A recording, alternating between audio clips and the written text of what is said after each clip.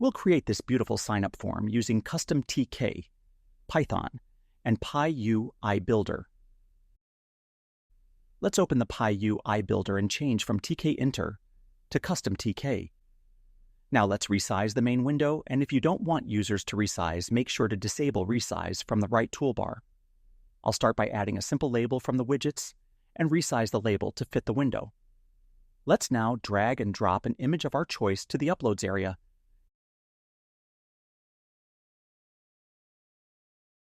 And remove the text from the label. Now let's add a label with text Sign Up.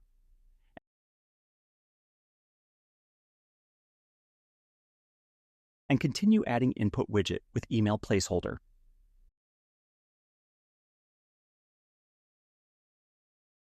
Let's now duplicate the input widget and set the placeholder to password.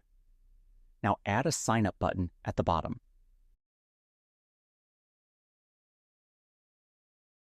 Let's now test the design by clicking the Run button on the top. Once you are happy with the result, go ahead and export the code. That was a quick tutorial to make sign-up form using Python and Customtk. Thank you for watching.